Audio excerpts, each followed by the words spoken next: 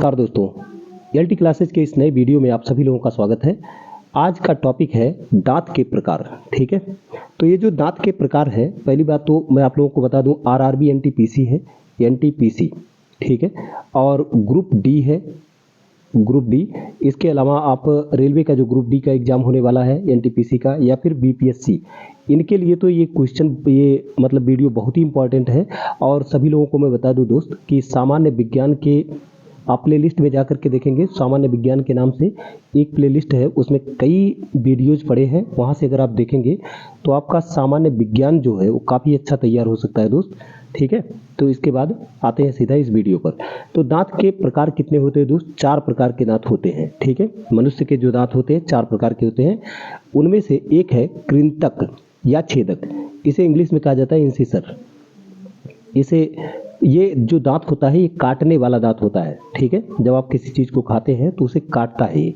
ठीक है, और ये कितने दांत होते हैं? तो ये कुल 8 होते हैं, इनकी संख्या जो है टोटल 8 है। ठीक है, इसके अलावा दूसरा जो प्रकार है वो भेदक का है। भेदक या रदनक इसे कहा जाता है, इसे इंग्लिश में कहा जाता है कैनाइन्स। ठीक है, ये चीरने या फाड़ने वाला दांत होता है, और इसे, ये 4 होते हैं कुल। नंबर अगर देखेंगे आप कितने दांत होते हैं तो 4 होते हैं। अग्र चर्वणक अगर आप देख रहे हैं, अग्र चर्वणक, इसे इंग्लिश में कहा जाता है प्रीमोलर्स। ये कुचलने वाला या पीसने वाला दांत होता है। ये कितने होते हैं? तो ये कुल 8 होते हैं दोस्त। पश्च संवर्णक, पश्च चर्वणक जो होता है वो कौन सा होता है? ये चौथा प्रकार है, और ये दोस्त इसको इंग्लिश में कहा जाता है मोलर्स। ये चबाने वाले दांत होते हैं, ये कुल 12 होते हैं। इसके बाद हम लोग देखेंगे, ये इसको आप लोग यहाँ पर देख सकते हैं कि इनका जो प्रकार होता है कैसा होता है, किन दांतों को कहते हैं। देखिए, मुंह का जो भाग होता है ना, मुंह में जब अंदर की तरफ जाएंगे तो ऐसे इस तरफ से अंदर की तरफ जाएंगे। ठीक है, सबसे पहला जो दांत मिलेगा, दो क्या 4 मिलेगा। ठीक है, एक तरफ के दांत बनाए गए हैं, जबड़े के एक साइड का ये सारे दांत है। ठीक है, तो इसमें इधर देखेंगे तो ये जो 2 दांत देख रहे हैं आप ना, ये दोनों इंसिसर है, ये दोनों। और इसके अलावा ये एक आप देख रहे हैं जो, ये कैनाइन है। इसके बाद ये प्रीमोलर्स जो लिखा गया है, ये दोनों दांत प्रीमोलर्स हैं, और ये तीनों दांत अगर आप देख रहे हैं तो ये कौन से हैं? मोलर्स हैं। अब ये नीचे वाले जबड़े के आप दांत देख रहे हैं, इसमें कुल कितने दांत हो रहे हैं? तो यहाँ पर आप देख सकते हैं 3, 2, 5 और 3, 8, 8 इधर हैं। तो इसी तरह से जबड़े के इधर आप देखेंगे ना, तो इधर भी 8 ही दांत होंगे, और ऊपरी वाले जबड़े में देखेंगे तो फिर इसी तरह से उसमें भी दांत होंगे। ठीक है, तो अगर इनकी संख्या आप देखेंगे तो इसके लिए एक फार्मूला होता है, दंत सूत्र। ठीक है, एक बार यहीं पर आप समझ सकते हैं। तो जैसे यहाँ पर इंसिसर है, तो यहाँ बगल में 2 इंसिसर और होंगे, और उसके बाद इसके बगल में ये कैनाइन है यहाँ पर, तो इन इसके बगल में यहाँ पर कैनाइन होगा, और कैनाइन के बगल में अगर आप यहाँ पर ये दोनों देख रहे हैं तो ये प्रीमोलर्स है, तो यहाँ पर भी इधर जब देखेंगे तो इधर भी प्रीमोलर्स होंगे, और इधर मोलर्स है तो इसके बाद इधर भी मोलर्स होते हैं। ठीक है, अब यहाँ पर आप फार्मूले से भी समझ सकते हैं कि अगर यहाँ पर आई का मतलब क्या है, आप यहाँ से देख सकते हैं इंसिसर, सी का मतलब कैनाइन, प्री मोलर का मतलब होता है पीएम करके लिखा गया है, और मोलर्स को लिखा गया है एम यहाँ पर।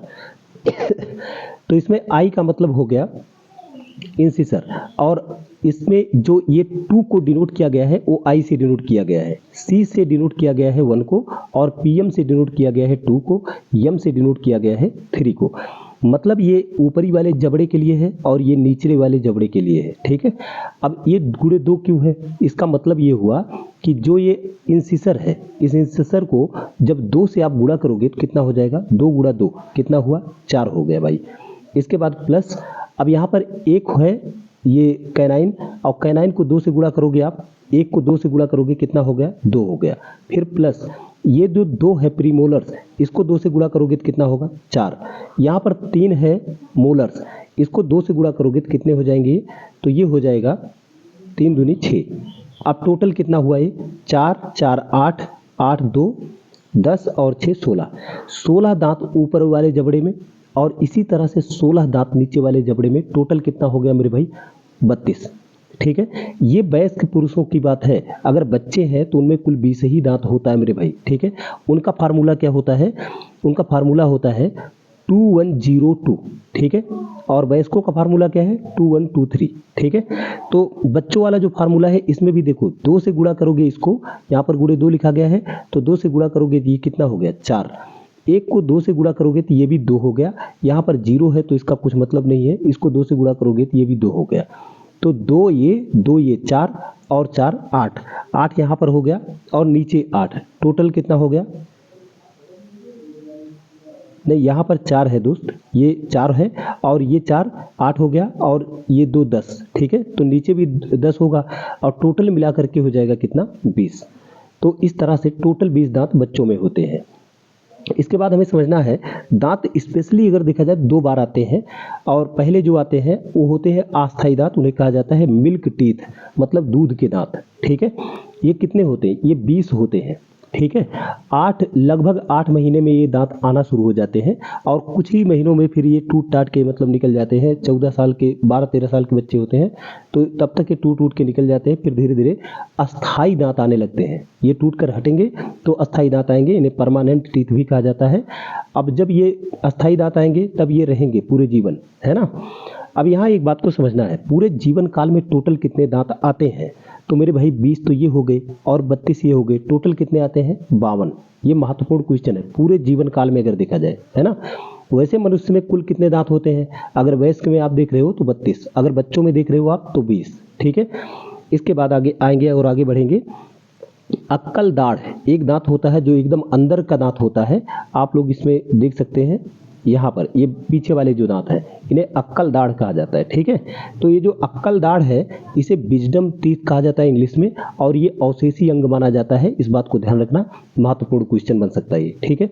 पूरे शरीर का सबसे कठोर भाग कौन सा है मेरे भाई? तो वो है इनेमल, ठीक है। इनेमल क्या होता है उसको भी मैं दिखाऊंगा। दांत के एकदम बाहरी भाग जो होता है ना उसे कहा जाता है इनेमल। अभी मैं आपको दिखाऊंगा फिगर में, ठीक है।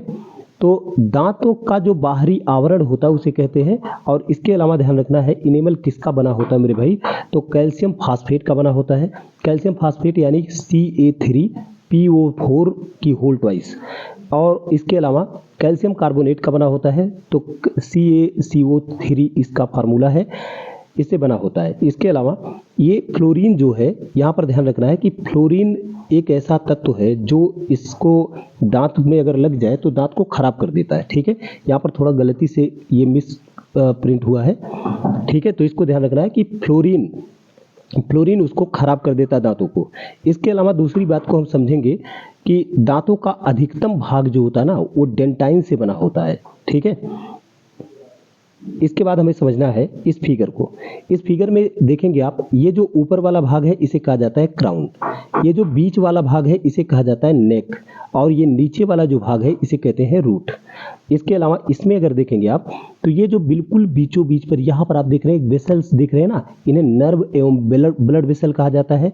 ये जो आप यहाँ पर ये पतला पतला देख रहे हैं सफेद सा, इसे कहा जाता है सीमेंट। और यहाँ पर जो देख रहे हैं ये है बोन, ठीक है। यहाँ पर एकदम ये जो लाल लाल सा देख रहे हैं हल्का सा, ये है रूट कैनाल, ठीक है। इसके बाद यहाँ पर जो लाल लाल आप देख रहे हैं इसे कहा जाता है गम्स। अगर आप इसके अंदर देखेंगे यहाँ पर पल्प कैविटी होती है, इसे कहा जाता है पल्प कैविटी।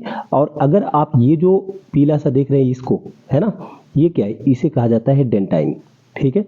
और इसके ऊपर जो पार्ट है ये शरीर का सबसे मजबूत पार्ट, इसे कहा जाता है इनेमल, ठीक है मेरे भाई। इनेमल जब यही कट जाता है ना तब दांत में पानी लगने लगता है, ठीक है। तो महत्वपूर्ण वीडियो है दोस्त, इसी के साथ ये वीडियो समाप्त होता है। जय हिंद।